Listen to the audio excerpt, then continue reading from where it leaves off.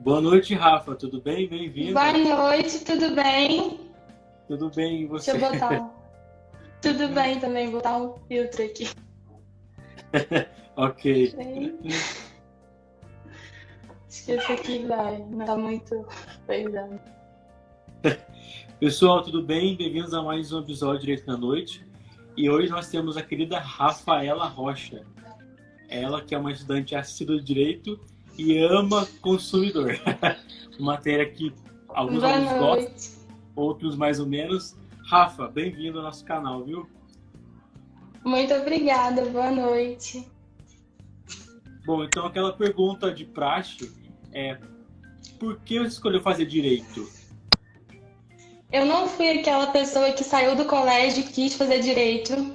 Muita gente falava que eu levava jeito e tudo mais, mas assim, eu não queria cursar, sabe? Não sei, eu acho que eu tinha um bloqueio. E aí eu fiz um período de moda, fiz um período de arquitetura, não gostei, eu falei assim, vou tentar. E aí quando eu entrei na faculdade eu me apaixonei, assim. E hoje não me vejo fazendo outra coisa sem ser direito, sabe? Me identifico muito e sou apaixonada. Os seus pais são advogados, alguém da família ou não? Minha mãe é advogada e aí ela atuou um tempo, assim, quando eu era mais nova, hoje em dia ela não atua mais. Mas foi uma das razões, assim, de eu ter esse bloqueio, porque a gente mudava muito porque meu pai era militar, então ela não conseguia se fixar assim, sabe, no escritório e tudo mais. E eu via muita briga dentro de casa por conta disso. E aí eu falava assim, sabe, atrelava uma coisa à outra. Mas depois eu fiquei apaixonada. E de onde veio essa paixão por consumidor? Foi na faculdade ou foi antes de entrar? Não, então, eu entrei no escritório de advocacia no Rio de Janeiro, que foi onde eu comecei a cursar direito. E a minha primeira inicial que eu peguei foi uma inicial de cobrança indevida e restituição de dano material, né, restituição em dobro e danos morais. E aí eu vi que aquilo ali acontecia muito, sabe? Tipo, várias situações. E começou a acontecer comigo. Tipo, eu fiz uma viagem e aí deram dois problemas e eu tive que entrar com uma ação e eu falei assim, caramba, tipo, toda hora tá acontecendo. E eu falei, as pessoas precisam saber seus direitos. Tipo, eu conversava e as pessoas falavam assim, cara, é isso mesmo? É isso que acontece? Bacana. E falando em direitos, quais são os direitos básicos do consumidor previstos no CDC? Todos que têm relação de consumo, né? Também tem direito assim à vida, eles são regulados pelo artigo 6º também. Educação, informação adequada, publicidade enganosa, modificação de cláusula contratual, né? Tudo que envolve um fornecedor e um consumidor, uma relação de consumo. Bacana. E você atualmente trabalha no escritório de consumidor ou em outra área? Não, a gente pega muita ação também de consumidor, mas também tem trabalhista, família, área civil. Agora um caso prático para você que me perguntaram na semana passada. Uma esfirraria tem um aplicativo, certo? Sim, certo. Nesse aplicativo aparece que o preço da pizza sai a R$ 4,40. Daí o cliente Ok. encomenda um pedido a R$ 4,40 uma pizza, encomendou 4 na Aham. verdade. E a empresa negou a entregar esse pedido. Como se procede Sim. diante disso? A empresa agiu corretamente? Como foi? Eu acho que não, né? Eu acho que a empresa deveria contatar primeiro o cliente, informar que o valor estava incorreto e ver se ele queria continuar com o pedido. E aí depende da negativa do cliente. Simplesmente cancelar o pedido sem dar uma explicação, não acho que seja um procedimento adequado. Uhum. Bacana. E referente à parte hipossuficiente, eu pelo menos escutei sempre na faculdade que o consumidor é sempre a parte hipossuficiente da relação. Isso é verdade? E tem algum critério Sim, estabelecido ou não? sim, ele é defendido no Código do Consumidor, a gente tem isso. E é estabelecido. A relação é que o consumidor vai ser sempre a parte hipossuficiente e vulnerável da relação. Até porque a parte do fornecedor vai ter sempre a relação técnico-informacional e o poderio delas, né? E o consumidor se vê vulnerável nessa situação. Bacana. E atualmente, nessa pandemia, essa vulnerabilidade aumentou, diminuiu, sabe dizer? Em parte, né? Assim, muitas empresas estão evitando fazer cancelamentos ou tendo outras atitudes, né? Quanto a isso, mas eu acho que a parte sempre vai ser vulnerável, mas eles estão agindo de forma correta, no meu ver. Bacana. E referente aos idosos e às crianças, o CDC traz alguma coisa referente a isso ou ele não fala nada? Sim, eles têm hipervulnerabilidade, né, que a gente fala. Eles são a parte mais vulnerável da relação. Até porque muitas vezes eles são forçados a fazer alguma situação. Então, tem uma situação que sempre falam que é nos aeroportos, aquela questão de assinatura de revista. Uhum. Que sempre eles abordam os idosos e tem aquele papo convincente e eles não sabem sair daquilo, eles acabam assinando uma coisa que eles não têm conhecimento. Então, são coisas que acontecem muito e eles são hipervulneráveis. Bacana.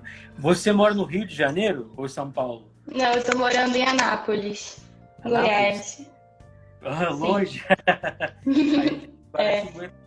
Eu fui viajar no passado para Recife e lá eu vi muita publicidade infantil, né? Bastante.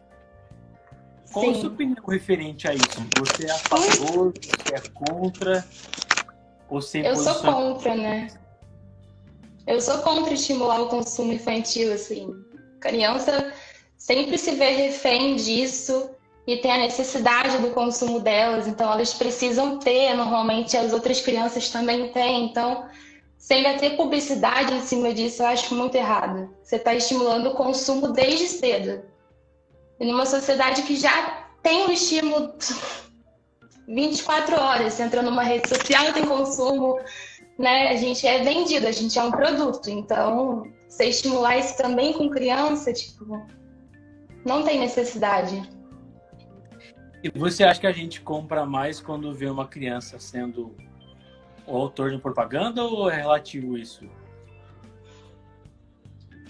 A gente pode achar uma coisa mais fofa e acredita que pode ser assim, refém, mas não. É meio relativo. Não acredito. É relativo. Depende do que você quer consumir, né? Ah, sim, entendi. É que lá geralmente é muita lembrancinha que eles vendem em Recife, né? Então passa na rua e tudo mais, daí eu acho que aborda um tema um pouco não. mais. Sou muito contra. Não tem necessidade. Oi? Em Anápolis tem bastante publicidade infantil ou não? Tem bastante, sim. Não tem muito. Eu acho que no Rio tem bem mais. Mas aqui a gente não vê tanto.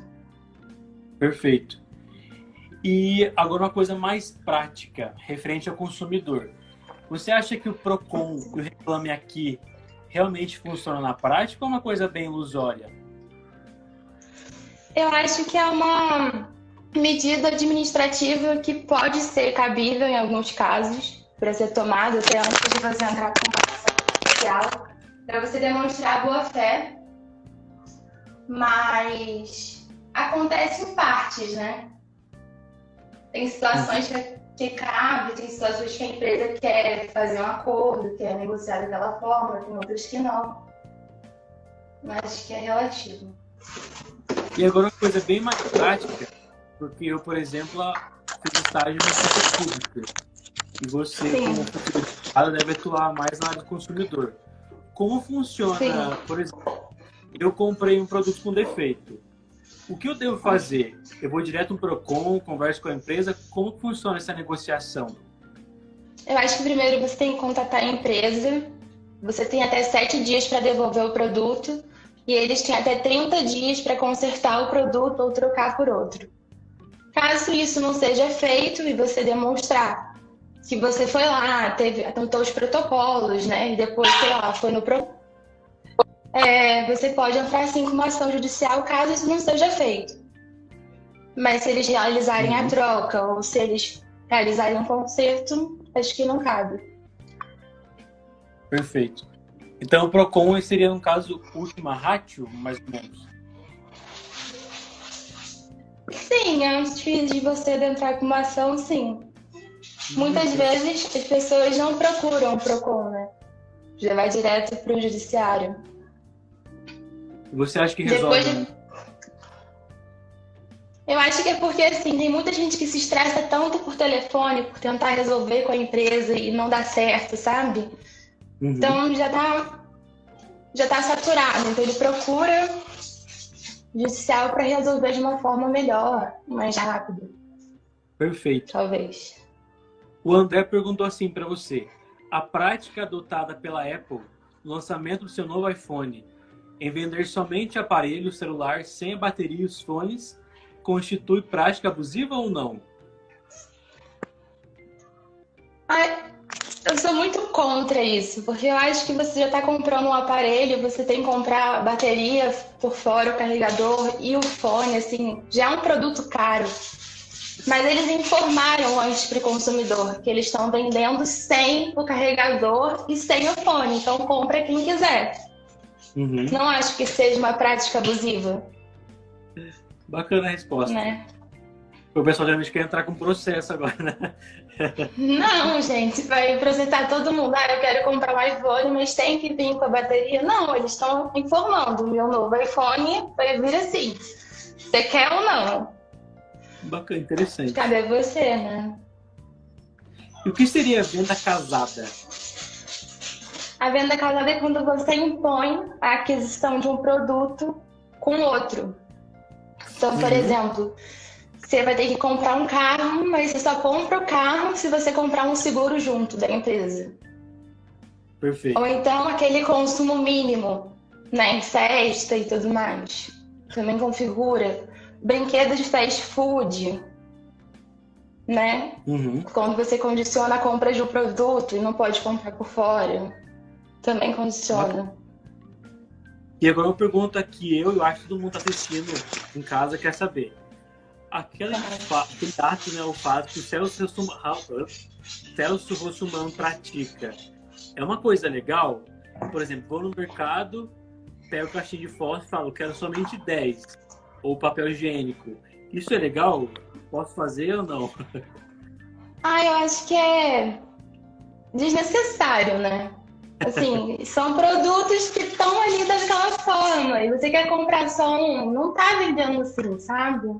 Se você Uhum. impor que um supermercado faça isso, acho que você tem que indicar assim, ah, entra em contato então com o produtor, com o fornecedor e fala, eu quero comprar um papel higiênico só. Venda dessa forma, sabe? Mas eu acho Uhum. desnecessário.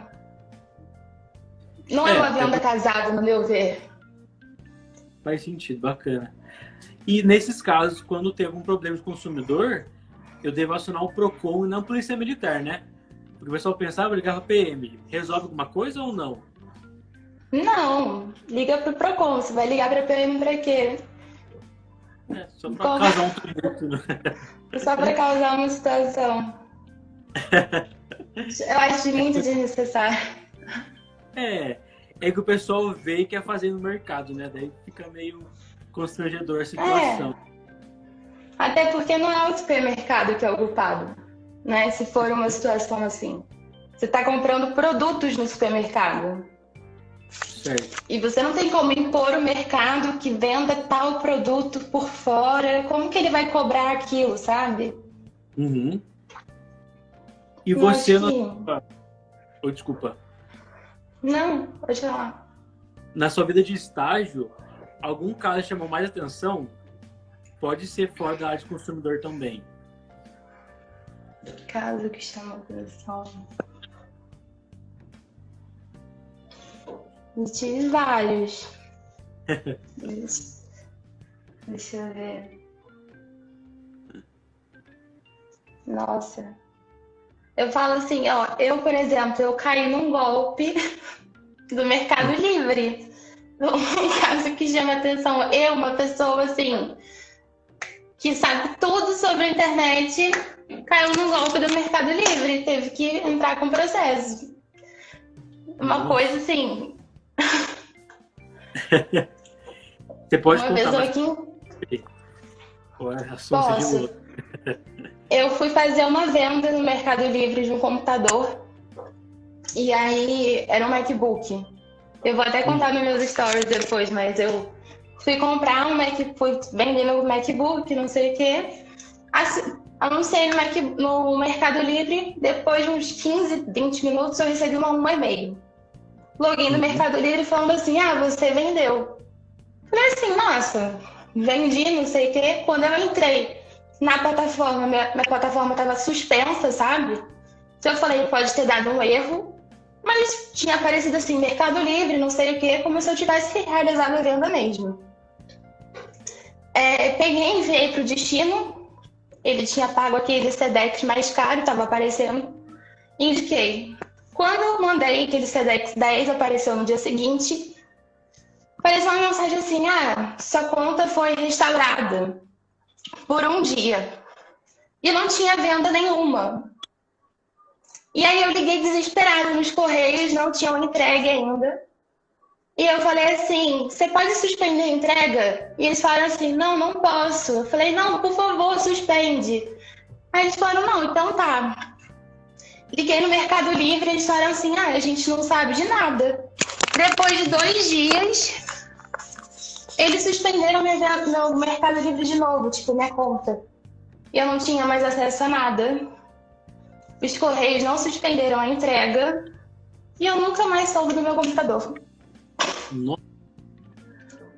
E era um e-mail assim, igual do Mercado Livre. Recebi logo depois um e-mail do Mercado Pago. Era tipo, o e-mail era certinho dele, sabe? Uhum. E falaram que tipo, eu ia confirmar o pagamento pelo Mercado Pago, não tinha nada mandando mandar minhas compras, nem nada. Então assim, eu fui Uhum. enganada. E eu não imaginava, assim, que eu fosse cair num negócio desse, sabe? E nesse caso, presumo eu, você entrou com algum tipo de ação, no caso do estelionato, né? Ou não? Sim. Não tem Não, nada a eu, ver com a sua eu entrei consumo. com. Não, eu entrei, na verdade, também com uma ação contra o Mercado Livre por conta do e-mail, que eu Uhum. fui enganada. E, na verdade, a suspensão da minha conta me leva a crer que teve algum vazamento de dados dentro da plataforma, porque como que alguém consegue ter acesso ao meu e-mail sem eu divulgar ele, Bacana. sabe? E sem eu mandar nenhuma mensagem para a pessoa. Uhum. Então, foi algum vazamento de dentro, então eu entrei com ação contra o Mercado Livre, pedi a restituição do meu computador e dano material moral por conta de toda a situação que eu tô Nossa. passando, assim. E já aconteceu com uma amiga minha, que ela caiu também na mesma situação, mas ela acionou um boletim de ocorrência, eu também fiz isso, só que descobriram a rede onde caiu, então o computador dela foi restituído, porque ele foi encontrado. O meu, no caso, não foi, então... Nossa. E nesses casos, quando um hacker te manda um e-mail fake, por exemplo, meu pai, por exemplo, quase comprou uma televisão por R$ 1.000. Era um site Não, fake. Era igualzinho a Ponto Frio, Casas Bahia e tudo mais. Como a gente procede diante disso? Nós já entramos com algum tipo de ação contra a empresa ou não? Tem que analisar o caso a caso e tudo mais.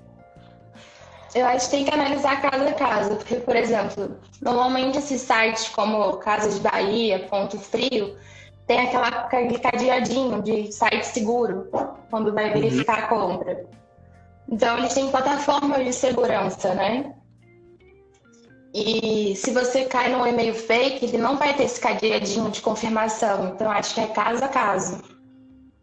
Certo, No meu bacana. caso, assim, o e-mail era Mercado Livre, @Mercado Livre, e tinha um cadeadinho de verificação embaixo, assim, do e-mail. Hacker Então, bom. é, eu não imaginava, sabe? Mas eu acho que é caso a caso. Interessante. E agora já pegando engajamento desse fato para sua vida pessoal, como você consegue lidar e talvez uma carga que vem contra você? Porque você é dona de um canal que tem muitos seguidores. Então deve ser uma bagagem muito pesada, ou não? Não, um pouco, assim. Mas eu não me prendo muito a número, sabe? Eu acho que é caso a caso, assim, eu tô mudando meu público muito agora para conteúdo jurídico. Antigamente era uma coisa mais de moda e maquiagem e tudo mais. Então eu tô alterando muito o meu público. E eu faço meditação e yoga. Inclusive eu tava super nervosa aqui antes de começar essa live, porque é minha primeira live. Então eu peço desculpa a todos se eu cometi algum erro. Minha primeira. Mas eu faço meditação e faço yoga. E eu faço parte de um grupo que chama Isens, onde a gente tem conteúdos sobre ansiedade também, sobre psicologia, tem meditações diárias, aulas de yoga, e que tem me ajudado muito assim, com essa questão, porque eu sou uma pessoa muito ansiosa. E você lida bem com ansiedade ou é difícil? Até antes de começar a entrevista também, eu bebo muita água, eu fico muito nervoso, gaguejo. Eu tô com meu chá aqui, eu já bebi um monte de chá aqui. Resolve um pouco. Assim, me ajuda muito. Eu acho que é caso a caso. Tem gente que não gosta, né? Não gosta do sabor, assim. Mas eu vivo a base de energético, chá, café. Eu bebo água, eu bebo de tudo. Não, bacana, interessante. O André Mas é difícil lidar com ansiedade.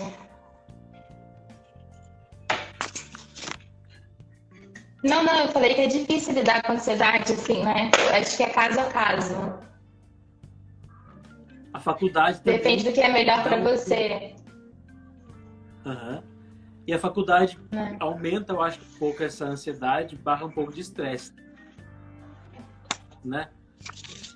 Sim, porque você tem muitas obrigações, né? Tipo, é prova, é tarefa, é trabalho. Então, assim, você tem uma carga, assim, 24 horas é assistir a aula, né? Aí eu, por exemplo, eu faço estágio, então eu tenho a pressão do estágio também. Então, acho que é muita coisa. E falando nisso, como você é na faculdade ou como você é? Você é aquela aluna dedicada que tem aqueles planners que chamam no seu nome? Anotação, a caneta, como você... Eu faço resumo esquematizado, que eu acho que só eu entendo. Eu também gosto muito de assistir a aula e eu vou anotando, tipo, palavras-chave. E aí, na hora da aula, tipo, do estudo, eu vou lembrando de cada parte. Mas eu também tenho uma rotina assim, eu gosto de ler a lei, gosto de pesquisar alguma coisa sobre, fazer exercício. Então, são várias coisas. Bacana. O André perguntou assim para você: como você elaborou o seu currículo para conseguir um estágio em escritório de advocacia? Então, no meu primeiro estágio, eu entrei no final do meu segundo para o começo do terceiro período da faculdade. E eu não tinha experiência alguma. Eu tinha dado aula particular e tinha feito algumas aulas assim extras e cursos na faculdade sobre mediação e arbitragem, conciliação de conflitos, sabe? Então eu fiz meu currículo falando isso.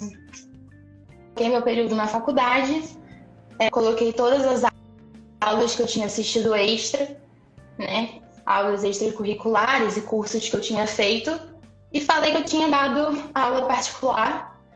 E foi a parte que eu me identifiquei com a minha antiga chefe, porque ela também tinha dado, e ela também tinha sido uma estagiária antiga do segundo e terceiro período que tinha entrado, então a gente se identificou muito bem. E foi assim que eu entrei no meu primeiro estágio, assim. Mas eu acho que antes disso eu tinha feito para outras faculdades, assim, outros escritórios bem grandes, bem maiores, e não tinha dado certo. Então eu acho que vai tentando. Uma hora vai, sabe? Não desanima da primeira vez. Porque uma hora vai surgir uma oportunidade e alguém vai te aceitar. Bacana. E você pensa em ser advogado ou tem em mente algum concurso? Eu penso em advogar. Hoje eu penso em advogar. Mas não sei, né? Tudo pode mudar, assim. Eu entrei na faculdade achando que ia ser promotora. Então, Tem isso também. eu entrei no meu primeiro estágio e falei assim, não, precisa ver, vou fazer, vou advogar, não quero mais saber de nada. Entrei no meu segundo, eu também falei, quero advogar. E agora eu penso, será que eu quero fazer um concurso? Mas concurso de quê, sabe? Então você tem. Não, bacana. E já aproveitando sua vida pessoal, quais são os seus hobbies? É só fazer meditação, yoga ou não? Faço meditação, faço yoga, treino, assisto um monte de live para melhorar assim meu estilo de vida, meu equilíbrio espiritual, mental, corporal, tudo. Mas também tem um equilíbrio, também saio, né? Gosto de estar entre amigos. Então, um pouquinho de tudo. Agora há pouco eu tava no shopping com um amigo meu e ele tava com o anel de uma pedra ônix. Ele disse que vai molhada, como fala. Sim. Será que é verdade? Tem muita. Olha, eu acho que eu tenho um monte de cristal assim aqui. Tenho na minha carteira um para atrair dinheiro, aí tem um outro aqui para energizar.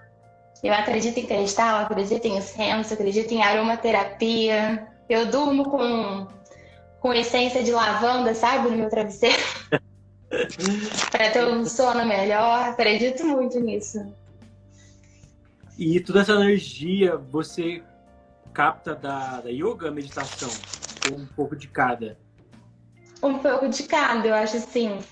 Eu já meditava.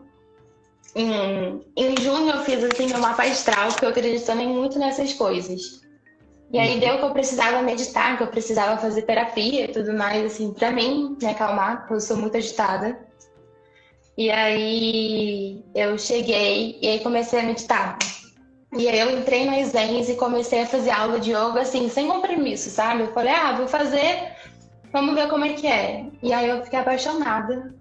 Hoje em dia eu não fico sem, assim, pelo menos eu faço um pranayama todo dia, que é exercício de respiração. E faço algumas posições de manhã quando eu acordo, mas todo dia eu tenho que fazer alguma coisa. Bacana. E essa energia que você capta ou tira do seu corpo, de alguma forma te ajuda ao fazer uma petição inicial? Como funciona? Você se livra de tudo e faz. Eu acho que eu vou muito do... Tem gente que tem algumas maneiras. Não, acho que... Tem gente que, sei lá... Pode falar. É que um advogado, por exemplo, ele vai na academia, né, dá um soco naquele saco de pancada e ajuda um pouco a pensar na petição que ele vai fazer. Ele é criminalista. Sim. Outro faz o churrasco, Sim. uma coisa. Nos seus hobbies, talvez, na meditação, você pensa em alguma coisa de algum processo ou não? Você tem que sentar naquele processo, analisar que vem. Não, eu acho que na yoga e na meditação eu abstraio isso. E aí depois eu tenho assim insight sobre a situação. Ou então, dependendo do caso, eu fico com muita raiva do que está acontecendo. E eu fico super inspirada.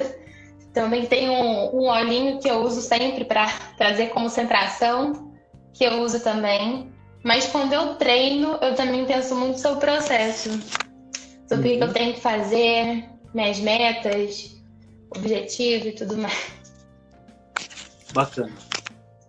O André perguntou assim: o que fazer quando a empresa se recusa a trocar produto defeituoso? A empresa é obrigada a dar garantia? Você tem 30 dias para tentar solucionar com a empresa a troca de um produto defeituoso, né? E 7 dias, assim, a partir do recebimento do produto, a partir da compra, para pedir a troca ou a devolução. Uhum. Mas se recusa e você tentou todos os meios administrativos possíveis e tem prova disso, entra com uma ação. Eu acho que é um meio, porque você já tentou solucionar de todas as outras formas e não foram eficazes. Então, O PROCON seria como uma audiência de conciliação, entre aspas, ou não? sim, tem uma audiência que pode ser presencial ou não para solucionar o caso. A parte pode comparecer ou não, depende se teve resposta. Mas seria como uma audiência de conciliação, assim, mas sem muito compromisso, na minha opinião, né? Certo. Tem uma importância Mas aí o muito, PROCON muito seria grande. uma ponte entre o consumidor e a empresa. Sim, uma ponte um pouco mais eficaz do que só a ligação do consumidor. Porque ele foi Bacana. através de meio administrativo tentar solucionar a questão. Uhum. É muito Um amigo meu, importante. ok, um colega meu comprou um iPhone através do Mercado Pago e ele não recebeu esse iPhone. Então ele deve entrar com algum tipo de ação ou deve para mediar esse... Ele pode tentar solucionar com a empresa, ligar para o Mercado Pago, falou que comprou um iPhone e não recebeu. Pode tentar solicitar o estorno com a companhia do cartão de crédito, né? Falar que comprou o produto e não conseguiu. Caso ele não consiga de nenhum meio, ele pode demandar uma ação contra o Mercado Pago e falar que comprou o produto não chegou, pedir a restituição do valor, né? E caso tenha algum problema, assim, ele comprou um iPhone e era para dar de presente para alguém, né? E aí ficou sem o iPhone e ficou sem dinheiro para dar o presente. Eu acho que também cabe um dano moral para a pessoa. Então, já entrando na deixa, qual o papel do advogado na relação de consumo? Vocês evitam como funciona? acho que a gente, na parte do consumidor, a gente defende os direitos do consumidor para que ele não sofra nenhuma abusividade por parte da empresa ou do fornecedor. A gente protege os direitos do consumidor. E na parte da empresa, a gente está defendendo o que ele está sofrendo, a situação. Então, ele tentou trocar o produto e não conseguiu. Mas será que ele tentou trocar de fato o produto? Será que ele procurou a empresa? Será que houve a negativa da empresa? Ou a parte está agindo de má fé, né? Tem muita gente assim também que depois fica sabendo dos seus direitos e fala assim, qualquer coisa eu vou entrar com uma ação. Acontece. E tem muita gente que pega, então, esse tipo de processo. Então, eu acho que é caso a caso. Certo. E o advogado que atua nessa área, ele é bem procurado, porque pelo que eu vejo aqui na cidade, nós, consumidores, tentamos resolver a gente do nosso modo. Então, por exemplo, veio uma coisa com defeito. A gente vai na loja e quer brigar com a pessoa. Quase nunca procura advogado. Aí em Anápolis, ou não sei onde você conhece a região, é bem procurado advogado na área. Você desceu ou não? Se a pessoa sabe seu direito, é muito procurado. Se não, não procura, porque ela não sabe. Então, assim, já aconteceu, por exemplo, de eu estar contando uma situação comigo, essa situação de companhia aérea que eu falei, que teve um voo que meu aqui atrasou e eu fiquei esperando, a empresa não prestou auxílio, sabe? E eu tava contando e aí uma pessoa falou assim, nossa, isso aconteceu comigo. Ela falou assim, aconteceu, sei lá, mês passado. Eu falei, sério? Ela e a empresa falou pra mim que ia me dar um dinheiro pra me ressarcir e não deu certo. E eu falei assim, e você tem como comprovar isso? Ela falou, tenho, já tentei resolver de todas as formas e não deu certo. E a gente entrou com uma ação, mas era a pessoa assim, ela não sabia do direito dela antes. E aí ela ficou conhecendo agora. Mas a partir desse momento, né, no caso. Então, acho que as pessoas precisam saber seus direitos. E precisam reclamar, sabe? E querer eles de todas as formas. Quanto mais consumidor a gente tem sabendo seus direitos, mais as empresas vão tentar parar de fazer essas abusividades ou falhar na prestação de serviço, porque mais pessoas vão reclamar e vão demandar. E já tem muita demanda, eu não entendo assim, porque que eles continuam fazendo isso. Se a gente parar para pensar, tem muita demanda. E você, através do seu canal no Instagram, tenta passar de uma forma bem objetiva esses direitos, né? Ou eu estou errado? Sim, tento, de todas as formas, assim. Também tem um Instagram do escritório, e eu tô sempre fazendo posts sobre isso, porque eu acho necessário. A gente não nasce sabendo, ninguém sabe, assim, nem todo mundo faz direito, ou tem uma pessoa que faça direito e que conhece. Então, se você tem um perfil, um canal, onde você pode mostrar o direito para as pessoas, isso é muito importante.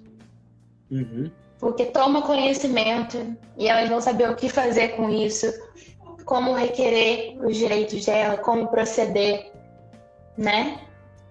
E as empresas vão, consequentemente, parando de fazer isso, porque mais pessoas vão tomando conhecimento, que eu acho necessário. E pelo que eu vi e acompanho você no seu Instagram, muitas pessoas respondem seus stories, elas vão a fundo no assunto mesmo. Isso de alguma forma é positiva, correto? Sim, muito. Eu também participo de um curso onde tem um monte de advogado e um monte de estudante de direito. E aí a gente está sempre conversando e uma ajudando a outra nessa questão de conteúdo, né? Para sempre estar melhorando e entregar o melhor post, assim, de conteúdo para a pessoa. A melhor Depois informação. Você me passa Claro! precisando de ajuda. E foi através desse, como posso dizer, desse problema que você teve com a empresa que você decidiu criar o canal ou não? Você decidiu criar por conta própria mesmo? Não, na verdade, assim, foram situações que aconteceram comigo ano passado. E aí, até então, eu só compartilhava, assim, a minha rotina mesmo no Instagram. Rotina no escritório, que eu fazia, né? As peças que eu preparava. Falava da minha rotina. Mas eu não tinha falado até então dos meus problemas. Na verdade, eu fui abrir os meus problemas em 3 semanas pra cá, 2 semanas. Não tem muito tempo assim, não. E eu decidi fazer conteúdo mesmo. Foi na quarentena, quando começou. Em maio, eu entrei num curso da Duda Vieira, que é uma profissional aqui de Goiânia. E era um curso de produção de conteúdo. Lidar com a plataforma do Instagram, que a gente pensa que é fácil, mas não é. Tem muita dica, tem muito truque, né? E aí eu entrei justamente por isso, porque eu não sabia criar conteúdo e eu não sabia como levar isso para as pessoas de uma forma fácil, sabe? E eu tive muito apoio, assim, das pessoas que trabalhavam comigo. E aí eu comecei a produzir esse tipo de conteúdo e aparecer aqui falando. Foi recente, assim. Não foi há muito tempo que eu faço, né? Não, muito bacana. Bom, e a pergunta derradeira como está sendo a experiência sua na faculdade? Você está sendo uma boa aluna nessa pandemia? Porque está sendo online as aulas, né? Tipo EAD. Tá. Como está se comportando? Não, muito bem. Não, assim, dou o meu melhor, né? Dada a situação, assim. Mas tem sido uma experiência muito boa, assim. Eu entrei numa faculdade no Rio de Janeiro maravilhosa. E foi a faculdade que me fez realmente perceber que era o direito que eu queria para minha vida. Então eu sou muito grata a ela. Até porque, assim, a gente tinha contato desde cedo com casos práticos. Então, eu acho que quanto mais cedo o aluno de direito tem acesso a casos práticos, mais ele se sente motivado. Uhum. porque ele sabe o que vai acontecer. Eu acho que também, como eu entrei para o meu estágio muito cedo, eu pegava o processo, eu sabia da rotina, eu também fiquei mais motivada por conta disso. Então, minha experiência tem sido incrível. Agora eu não vejo a hora de me formar, porque como eu fiz transferência, eu estou fazendo um monte de aula em cada turma, assim, então eu não tenho uma turma fixa. Então, não vejo a hora de me formar, mas tem sido incrível. Bacana. E qual é para mim, para quem está assistindo em casa, tanto da vida quanto do direito? Uma dica? Pergunta difícil essa, né? Mãe de nada. Nossa. Uma dica. Eu acho que você tem que estar sempre procurando a Faz o que sua você gosta. melhor versão. Eu acho que a gente tem que estar sempre procurando a nossa melhor versão e entregando o nosso melhor para as outras pessoas, porque isso vai mostrar como é a nossa essência. E quanto mais transparente você for e o melhor que você entregar, assim, as pessoas vão. Vai captar. Então, dê o seu melhor, entregue o seu melhor e as coisas vão acontecer. E Não é à procurem toa os que seus você... direitos, pelo amor de Deus. Bom, Rafa, muito obrigado pelo bate-papo.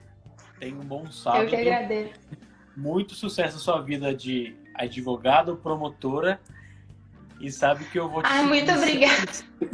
acompanhar suas dicas, saber um pouquinho da sua vida. Muito obrigado de coração. Muito obrigada. Eu que agradeço. Muito obrigada pela oportunidade. Foi muito bom vir até aqui e divulgar mais esses direitos e ter esse bate-papo. Foi muito bom. Muito obrigada pela oportunidade e vamos continuar. Se você quiser me chamar uma próxima vez, estamos aí. Muito obrigada. Muito obrigado, viu? Bom sábado. Até a próxima. Muito obrigada. Tchau. Até a próxima. Tchau, tchau.